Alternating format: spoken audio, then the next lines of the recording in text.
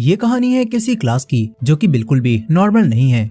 यहाँ पर पढ़ने वाले बच्चे अपने एलियन टीचर का स्वागत उन पर गोलियां बरसाकर करते हैं, लेकिन फिर भी किसी की भी गोली एलियन टीचर को छू भी नहीं पाती और एलियन टीचर गोलियों से बचते हुए ही सभी की अटेंडेंस ले लेता है।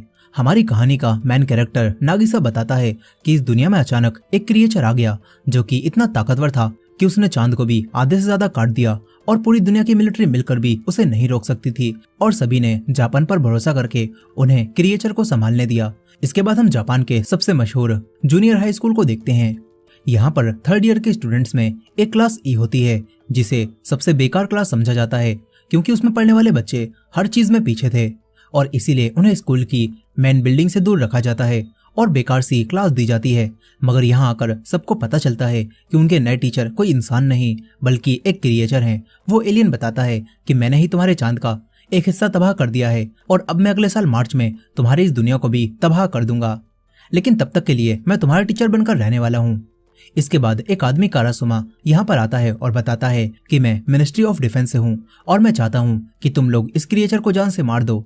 एक लड़की कहती है कि ये क्या बकवास कर रहे हो, सही से बताओ यहाँ पर क्या चल रहा है। फिर कुरासामा बताता है कि ये क्रिएचर सच बोल रहा है, अगले साल मार्च में ये हमारी दुनिया को भी खत्म कर देगा और ये जानकारी बहुत सीक्रेट है और सिर्फ वर्ल्ड के लीडर्स और अब तुम ये बात जानते हो। इसीलिए अब मैं चाहता हूँ कि तुम हमारा साथ दो और पढ़ाई के साथ साथ इस क्रिएचर को जान से मार दो। फिर कुरासामा एक गन और चाकू निकाल कर दिखाता है कि इस क्रिएचर की स्पीड बहुत तेज है, इसीलिए तुम इसे आसानी से नहीं मार पाओगे।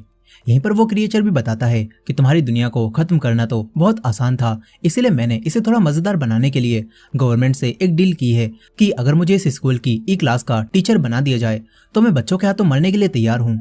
कुरासामा ये भी बताता है कि तुम्हें इस क्रिएचर को मारने के लिए एक अलग तरह की गोलियां, बीबी पैलेट्स और मिनिस्ट्री ऑफ डिफेंस का बनाया हुआ एक खास चाकू इस्तेमाल करना होगा। वो चाकू और वो गोलियां इंसानों को तो कोई नुकसान नहीं पहुंचाएंगी, लेकिन इस क्रिएचर के ऊपर ये काफी असरदार हैं। वो क्रिएचर भी अपने एक टेंटिकल पर गोली मारकर दिखाता है जिससे उसका हाथ अलग हो जाता है, लेकिन कुछ ही समय में वो अपने हाथ को दोबारा रीजनरेट कर लेता है और ये चीज देखकर सारे बच्चे डर जाते हैं। तभी कुरासामा बताता है कि डरो मत, इसने गवर्नमेंट से डील की है कि ये तुम बच्चों को कोई नुकसान नहीं पहुंचाएगा।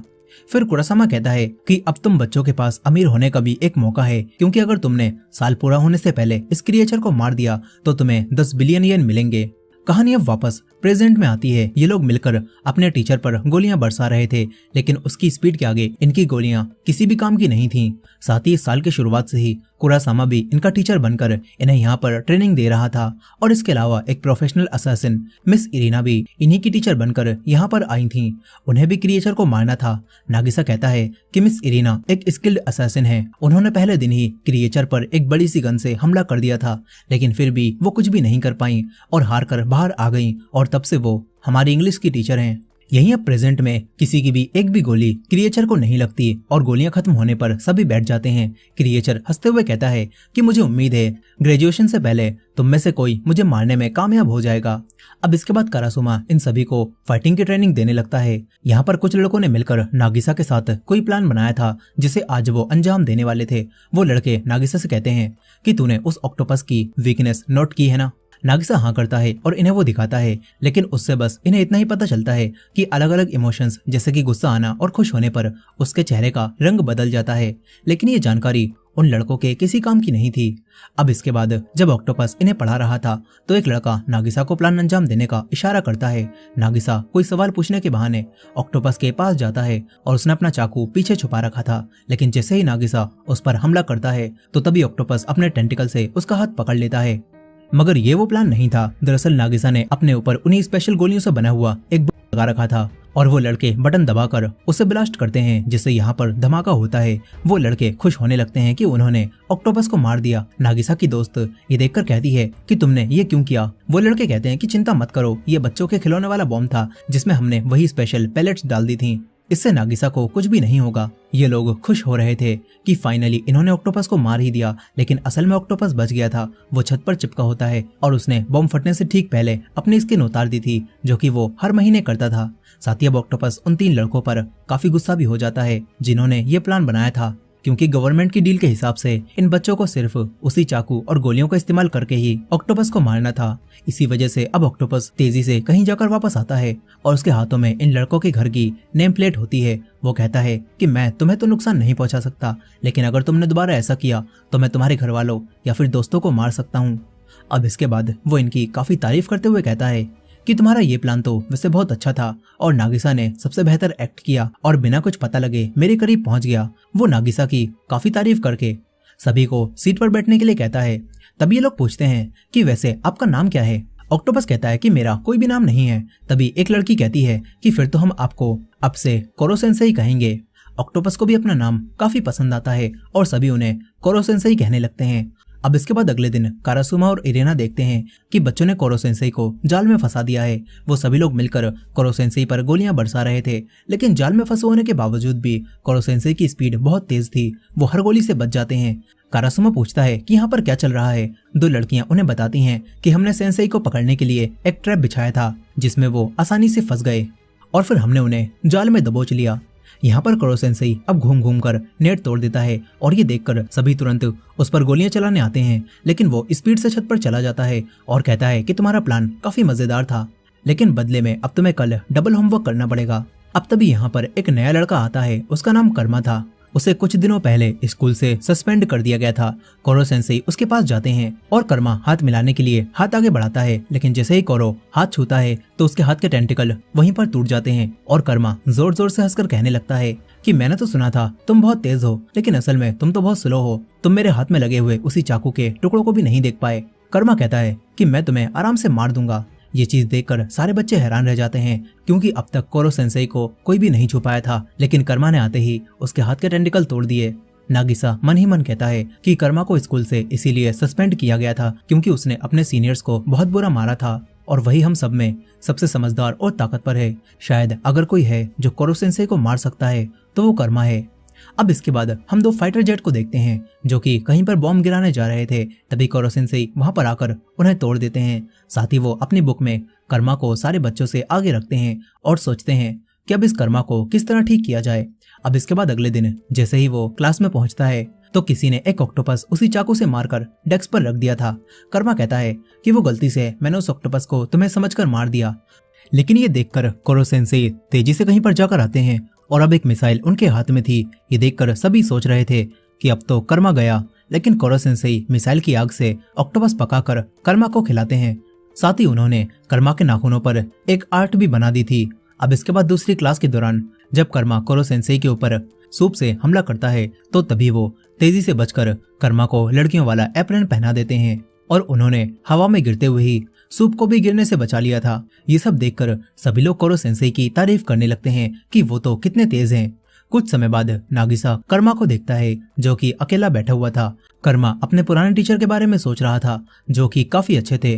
वो कर्मा को हमेशा समझाते थे और उसका साथ देते थे। यहाँ पर अब कर्मा नागिसा से पूछता है कि नागिसा कोरो सेंसेई कैसे हैं। इस पर नागिसा कहता है कि कोरो सेंसेई काफी अच्छे टीचर हैं, साथ ही बच्चे उन्हें पसंद करने लगे हैं और तो और वो इस दुनिया को खत्म करने आए थे, लेकिन असल में वो पढ़ाने में भी काफी अच्छे हैं। ये सब सुनकर कर्मा के दिमाग में कोरो सेंसेई को मारने का नया प्लान आता है और तभी कोरो सेंसेई यहाँ पर प्रकट हो जाते हैं। कर्मा कोरो सेंसेई से पूछता है कि आप एक अच्छे टीचर हो ना, क्या आप अपने स्टूडेंट को प्रोटेक्ट करने के लिए अपनी जान को खतरे में डालोगे।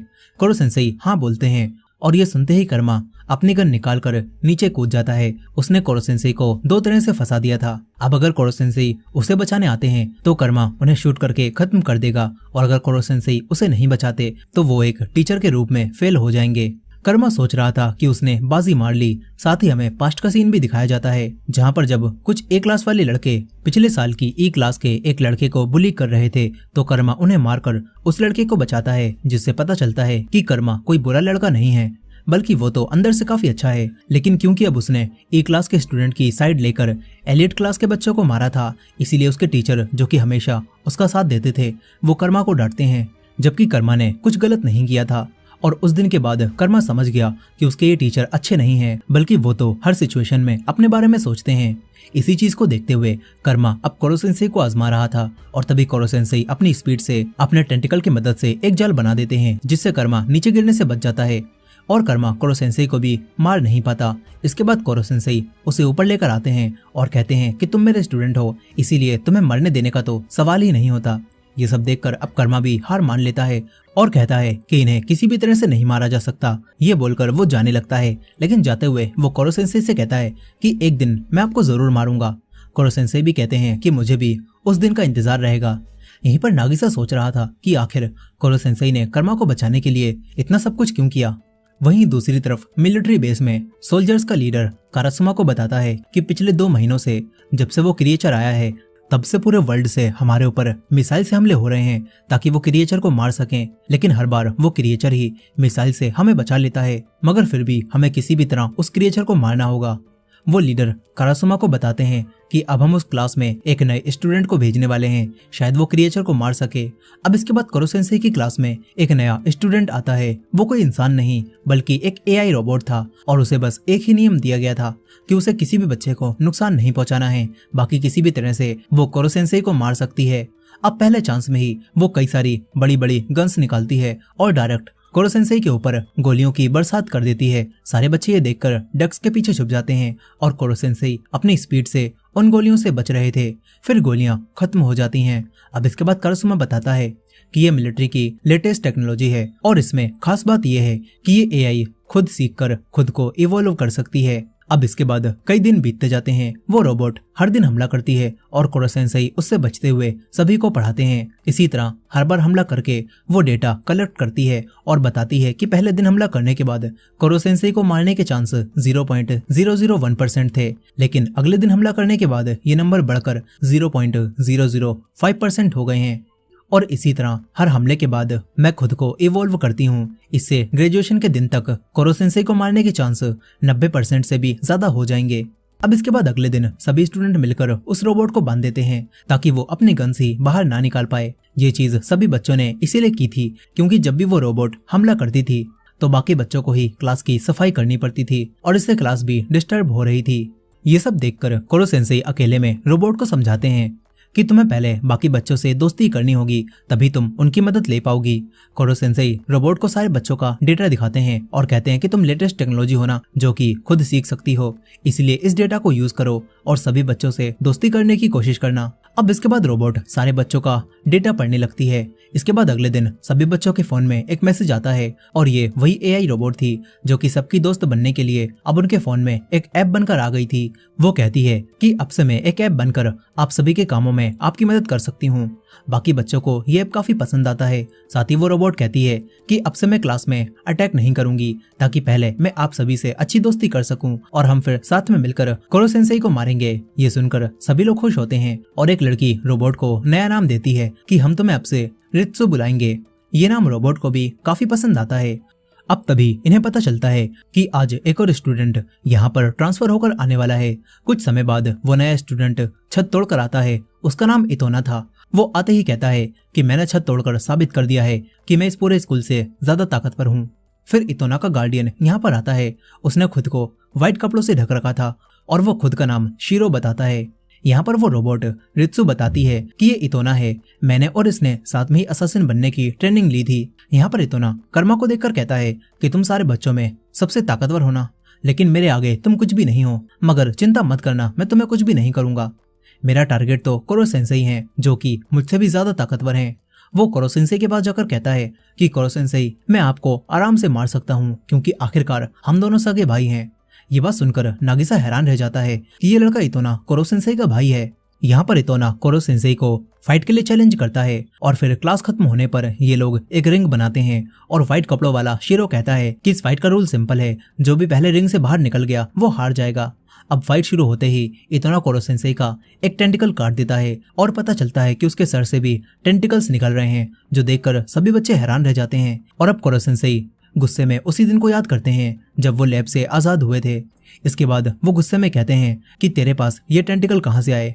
यहाँ पर इतोना दोबारा कोरो सेंसेई के ऊपर हमला करता है और दोनों के बीच में जबरदस्त फाइट होती है। कोरो सेंसेई को जल्दी ही अपनी स्किन उतारनी पड़ जाती है ताकि वो टेंटिकल्स को एक बार चकमा दे सकें। नागिसा देखता है कि कोरो सेंसेई तो अब काफी थक चुके हैं। आज तक किसी भी फाइट में उनकी एनर्जी इतनी कम नहीं हुई थी। शीरो कहता है कि कोरो सेंसेई, आपने अपनी एनर्जी अपने टेंटिकल्स को रीग्रो करने में लगा दी और स्किन को उतारने में लगा दी। इससे तो अब आपकी स्पीड बहुत कम हो जाएगी, यानी कि इतोना का जीतना काफी आसान है। इतोना भी कहता है कि कोरो सेंसेई, मैं आपसे ज्यादा ताकतवर हूँ। ये बोलकर वो कोरो सेंसेई पर कई हमले करता है, जिससे एक के बाद एक उनके टेंटिकल्स कटते जाते हैं। वही रोबोट डेटा एनालाइज करके सबको बताती है कि अगले हमले में कोरो सेंसेई के मरने के चांसेस 60% हैं। और ये चीज देखकर नागिसा अपने चाकू को देखता है और सोचता है कि बस 1-2 हमले में ही कोरो सेंसेई मारे जाएंगे। लेकिन नागिसा को अच्छा नहीं लग रहा था। वो नहीं चाहता था कि कोरो सेंसेई इतोना के हाथों से मारे जाएं।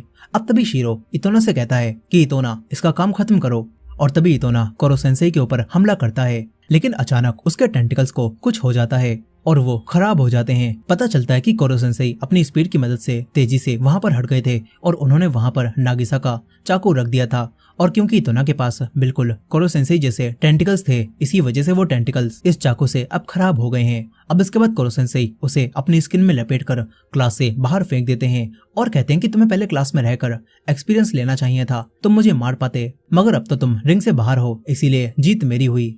सभी बच्चे भी इतोना के हारने से खुश हो रहे थे। अब इसके बाद शीरो इतोना को लेकर यहाँ से जाने लगता है। कोरो सेंसेई उसके पास आकर उससे कुछ पूछने वाले थे, लेकिन जैसे ही वो शीरो को हाथ लगाते हैं तो उनके टेंटिकल्स पिघलने लगते हैं और शीरो कहता है कि ये कपड़े भी उसी मटेरियल से बने हैं। ये बोलकर वो चला जाता है। अब तभी एक लैब का सीन दिखाया जाता है जहाँ पर आग लग रही थी और एक लेडी बेहोश थी और ऐसा लग रहा था यहाँ पर कोई क्रिएचर आजाद हुआ है।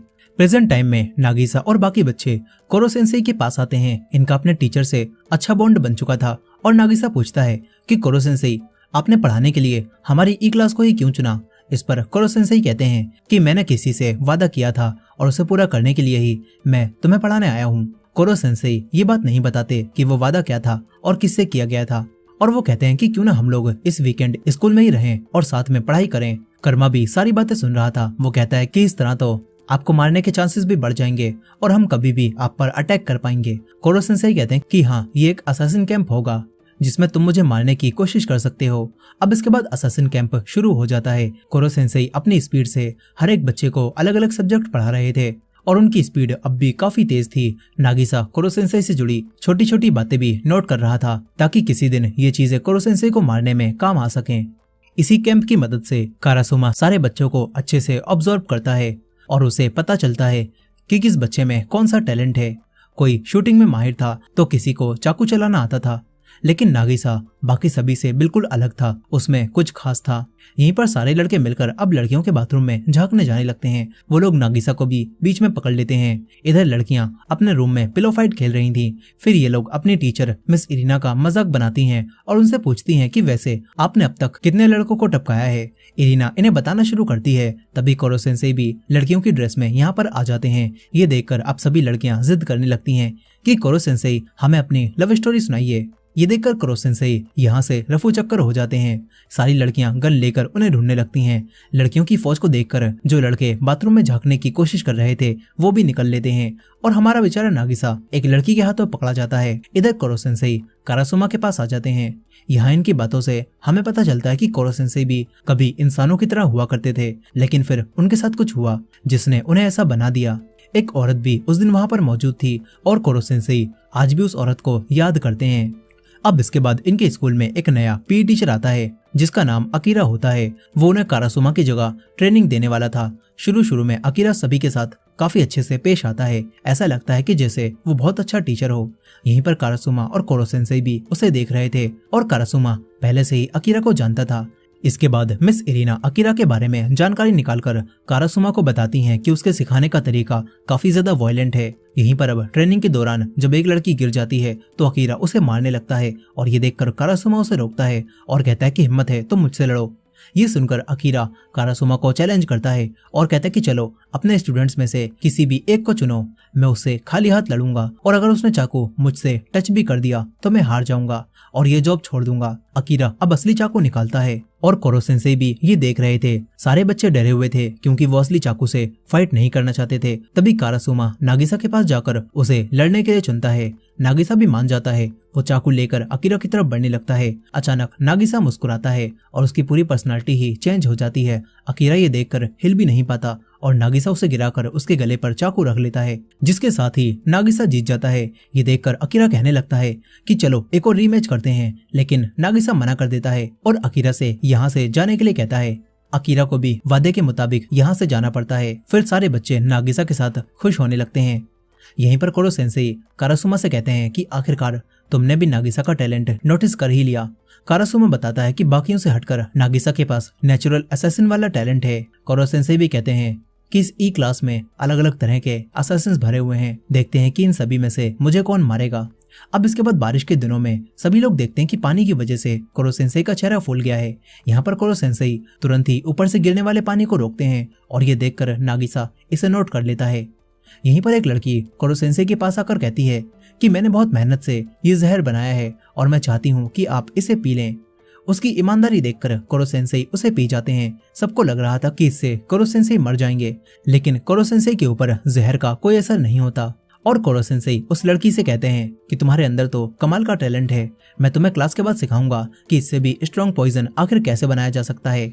फिर कोरो सेंसेई इन्हें अपनी एक और पावर दिखाते हैं। उन्होंने एक लिक्विड की मदद से अपने शरीर को किसी पेपर की तरह बना लिया था और अब कोई भी उन्हें नहीं पकड़ पाता। और ये लिक्विड भी कोरो सेंसेई ने उसी लड़की से बनवाया था जिसने जहर बनाया था। और कोरो सेंसेई साइंस सब्जेक्ट में उस लड़की की काफी तारीफ करते हैं और फिर सबसे कहते हैं कि चलो अब अपनी अपनी सीट पर बैठो, हमें पढ़ाई करनी है। लेकिन सभी बच्चे कहने लगते हैं कि हम तो क्लास ई में हैं, हमारा पढ़ने का आखिर क्या ही फायदा, हम चाहें जितनी भी कोशिश कर लें हमारे ग्रेड अच्छे नहीं होने वाले। ये बात सुनकर कोरो सेंसेई सारे टीचर्स को इकट्ठा करते हैं और बताते हैं कि असैसिनेशन में कभी भी सिर्फ एक प्लान पर काम नहीं किया जा सकता, तुम्हें मुझे मारने के लिए पढ़ना भी होगा। इसके बाद वो पावर का जलवा दिखाते हुए एक स्पेस से सैटेलाइट को बैकयार्ड में लाते हैं और फिर सभी को बताते हैं कि मैं एक सुपर बीइंग क्रिएचर हूँ, अगर तुम्हें मुझे मारना है तो एक के साथ साथ तुम्हें सेकंड प्लान पर भी काम करना पड़ेगा और साथ ही तुम्हें पढ़ाई में भी अच्छा होना होगा, क्योंकि एक असैसिन को हर एक चीज में माहिर होना पड़ता है। अब इसके बाद कोरो सेंसेई सभी बच्चों को एक लकी चांस देते हैं और कहते हैं कि इस साल मिड टर्म्स के एग्जाम में जो भी बच्चे एक सब्जेक्ट में टॉप स्कोर लाएंगे तो उन्हें मेरा एक टेंटिकल काटने का मौका मिलेगा। कोरो सेंसेई बताते हैं कि जब मेरा एक टेंटिकल काटा जाता है तो इससे मेरी स्पीड स्लो हो जाती है और मुझे काफी एनर्जी लगाकर उसे रीग्रो करना पड़ता है। इसका मतलब है जब तुम मेरा टेंटिकल काट दोगे तो मुझे मारने के चांसेस भी बढ़ जाएंगे। ये बात सुनकर सभी बच्चे खुश हो जाते हैं और फिर अच्छे से पढ़ाई करने लगते हैं। और तो और जब एक लड़की को इंग्लिश सब्जेक्ट में परेशानी आती है तो कोरो सेंसेई उसे उड़ाकर डायरेक्ट यूएस ले जाने लगते हैं ताकि वहां से वो लड़की आराम से इंग्लिश समझ सके। इसी तरह कोरो सेंसेई हर एक बच्चे के साथ कई जगहों पर जाकर पूरी की पूरी एक एल्बम बना लेते हैं। और फिर कुछ समय बाद मिड टर्म्स एग्जाम का रिजल्ट आ जाता है। 5 बच्चों ने अलग अलग 5 सब्जेक्ट में टॉप किया था, जिसका मतलब है इन्हें कोरो सेंसेई के 5 टेंटिकल काटने का मौका मिलेगा। अब इसके बाद ये लोग समर वेकेशंस में कोरो सेंसेई को असैसिनेट करने का दिन तय करते हैं और फिर सभी लोग उस दिन की अच्छे से तैयारी करने लगते हैं। ये लोग हर चीज को अच्छे से प्लान करते हैं और इसके साथ ही वो दिन भी करीब आने लगता है। साथ ही एक दिन फायरवर्क्स देखते हुए ये लोग बात करते हैं कि तुम लोगों को वो टीचर मिस युकीमुरा याद है? हम बिल्कुल बेकार क्लास थे, लेकिन फिर भी हमारी टीचर मिस युकीमुरा हमें हमेशा सपोर्ट करती थी। ये लोग सोचते हैं कि पता नहीं अचानक से युकीमुरा कहाँ पर चली गई। अब अगले दिन कोरो सेंसेई को असैसिनेट करने का दिन आ जाता है। ये लोग कोरो सेंसेई को चारों तरफ से बांध देते हैं और पानी और हथियारों के साथ रेडी हो जाते हैं। नागिसा की नोट की हुई जानकारी के मुताबिक इन्हें पता चल गया था कि कोरो सेंसेई पानी से कमजोर हो जाते हैं और साथ ही अब टेंटिकल्स काटने के बाद ये लोग कोरो सेंसेई को पानी से और कमजोर करेंगे, जिससे उन्हें मारना और आसान हो जाएगा। फिर इसके बाद 5 लोग गन की मदद से कोरो सेंसेई के 5 टेंटिकल काट देते हैं और इसके बाद सभी उनके ऊपर पानी डालने लगते हैं। फिर 2 बच्चे गोलियों से कोरो सेंसेई पर हमला करते हैं, मगर तभी यहाँ पर एक बड़ा धमाका होता है और जब धुआं हटता है तो कोरो सेंसेई यहाँ पर नहीं थे। इन्हें लगता है कि वो मारे गए, मगर कोरो सेंसेई ने खुद को एक छोटी सी बॉल में ट्रांसफॉर्म कर लिया था, जिससे वो अभी भी जिंदा थे। और वो बताते हैं कि ये मेरी एब्सोल्यूट डिफेंस फॉर्म है, इसमें तुम लोग मुझे किसी भी गोली या चाकू से नहीं मार सकते और ना ही मुझे पानी से कोई फर्क पड़ेगा। कोरो सेंसेई बताते हैं कि अगले 24 घंटों बाद ही अब मैं अपने असली रूप में आ पाऊंगा और तब तक के लिए ये लोग उनका कुछ नहीं बिगाड़ सकते। अब तभी अचानक से एक के बाद एक कई बच्चे बेहोश होने लगते हैं और उन्हें तेज फीवर हो जाता है। फिर इसके बाद अकीरा अपने लोगों के साथ यहाँ पर आता है और बताता है कि मैंने इन बच्चों की ड्रिंक में वायरस मिला दिया था क्योंकि मुझे नागिसा से बदला लेना है और अब इस वायरस का एंटीडोट सिर्फ मेरे पास है। वो एंटीडोट देने के बदले में नागिसा को कोरो सेंसेई के साथ उसे सौंपने के लिए कहता है और कारासुमा के पास अब कोई चारा नहीं था क्योंकि कई बच्चों की जान खतरे में थी। लेकिन तभी कोरो सेंसेई उससे कहते हैं कि तुम्हें सही में लगता है वो अपना वादा निभाएगा। ये सुनकर वो रुक जाते हैं और तभी पीछे से एक टेंटिकल आता है और कारासुमा नागिसा को बचा लेते हैं। पता चलता है कि इतोना ठीक होकर दोबारा कोरो सेंसेई को मारने यहाँ पर आ गया है। ये देखकर कर्मा तुरंत ही नागिसा और कोरो सेंसेई को लेकर यहाँ से भाग जाता है। इतोना भी इनके पीछे जाता है। यहीं पर अकीरा एंटीडोट देने से मना कर देता है और यहाँ से निकल लेता है। ये देखकर अब सभी लोग सभी बच्चों को फीवर की और दूसरी दवाइयाँ देने लगते हैं ताकि ये लोग उनकी हालत को कंट्रोल कर सकें। वहीं पर नागिसा और कर्मा कोरो सेंसेई को लेकर एक टावर पर चढ़ रहे थे। तभी इतोना बीच से लेडर तोड़ देता है जिससे नागिसा आगे नहीं जा पाता। नागिसा कोरो सेंसेई को कर्मा को देता है लेकिन फिर इतोना ऊपर आकर कर्मा से फाइट करने लगता है। मगर कर्मा भी फाइटिंग में काफी अच्छा था, वो इतोना से बचता रहता है और ये लोग टावर पर ही फाइट करते हैं। तभी कर्मा ऊपर से नीचे गिर जाता है। नागिसा भी लेडर पर लटका हुआ था और लेडर अब टूट रही थी। ये देखकर नागिसा नीचे कूद जाता है और बच जाता है। इसके बाद कर्मा नागिसा को ऊपर की तरफ इशारा करता है और फिर दोनों कोरो सेंसेई को फुटबॉल बनाकर टावर पर खेलने लगते हैं। इतोना इन्हें मारना नहीं चाहता था, इसीलिए वो कहता है कि मुझे कोरो सेंसेई दे दो। लेकिन तभी यहाँ पर बारिश शुरू हो जाती है और क्योंकि इतोना के टेंटिकल्स भी बिल्कुल कोरो सेंसेई की तरह थे, इसीलिए वो पानी में कमजोर पड़ जाते हैं और नागिसा उन्हें काटकर इतोना को हरा देता है। कोरो सेंसेई भी समझ जाते हैं कि इन्होंने जानबूझकर आज का दिन चुना था क्योंकि इन्हें पता चल गया था कि आज बारिश होने वाली थी और बारिश में कोरो सेंसेई कमजोर पड़ जाते, लेकिन फाइट यहाँ तक पहुंच ही नहीं पाई। अब तभी इन दोनों के फोन पर एक मैसेज आता है जो कि उसी एआई रोबोट का था। उसे देखकर दोनों थोड़े हैरान होते हैं। अब इसके बाद नागिसा एक बैग में कोरो सेंसेई को रखकर अकीरा के सामने आ जाता है। अकीरा ने उसकी दोस्त को पकड़ लिया था और अकीरा उसकी दोस्त के बदले में कोरो सेंसेई को मांगता है जिन्हें वो सीमेंट में उन्हीं गोलियों के साथ दफन करने वाला था ताकि उसे 10 बिलियन येन मिल सके। नागिसा अकीरा से कहता है कि प्लीज कोरो सेंसेई हमारे टीचर हैं, हमने उनके साथ इतना वक्त बिताया है, इसीलिए प्लीज हमें कोरो सेंसेई को मारने दो। नागिसा अकीरा से विनती करने लगता है और ये देखकर अकीरा उसके सर पर पैर रख लेता है। लेकिन तभी नागिसा के फोन पर दोबारा मैसेज आता है जिससे वो खुश होता है और अकीरा को कोरो सेंसेई को दे देता है। लेकिन असल में वो एक फुटबॉल थी। जिसके बाद सभी स्टूडेंट बाहर आते हैं और जिन्होंने वायरस वाली ड्रिंक पी थी वो भी ठीक हो चुके थे। अब इसके बाद ये सभी मिलकर अकीरा को ही सीमेंट में दबा देते हैं और फिर पता चलता है कि उसी लड़की ने जिसने पहले जहर बनाया था उसने अपने टैलेंट से इस वायरस का एंटीडोट भी बना लिया था और उसी एआई रोबोट की मदद से इन्हें सारी जानकारी मिल पाई थी जिससे ये लोग अकीरा को हरा पाए। अब इसके बाद यहाँ पर मिलिट्री के सोल्जर्स आने लगते हैं और फिर कारासुमा इन्हें एक चैम्बर दिखाकर सबको बताता है कि तुम लोगों की मदद से हम कोरो सेंसेई को इस फॉर्म में ला पाए हैं और अब हम उन्हें इस चैम्बर में डालकर उनके ऊपर स्पेशल बॉल डालकर कटिंग एज मशीन की मदद से उन्हें मार देंगे। लेकिन मरने से पहले कोरो सेंसेई आखिरी बार अपने स्टूडेंट से बात करते हैं और बताते हैं कि अब तक की ट्रेनिंग से सभी बच्चे काफी ज्यादा ताकतवर हो चुके हैं और उनकी ग्रोथ से कोरो सेंसेई को काफी खुशी होती है। अब इसी दौरान कोरो सेंसेई के ऊपर उन्हें स्पेशल बॉल की बरसात शुरू हो जाती है। वो जाते हुए सभी बच्चों से कहते हैं कि एक टीचर के लिए अपने स्टूडेंट्स को कामयाब होते हुए देखना इससे बड़ी खुशी कोई भी नहीं हो सकती। ये बात सुनकर सभी बच्चे इमोशनल हो जाते हैं और मिलिट्री ऑफिसर्स कोरो सेंसेई को इसी दौरान ब्लास्ट करके मार देते हैं। ये सब देखकर ऑफिसर्स तो खुश होने लगते हैं लेकिन सभी बच्चे रो रहे थे क्योंकि अब तक उन्होंने कोरो सेंसेई के साथ एक अच्छा बॉन्ड बना लिया था।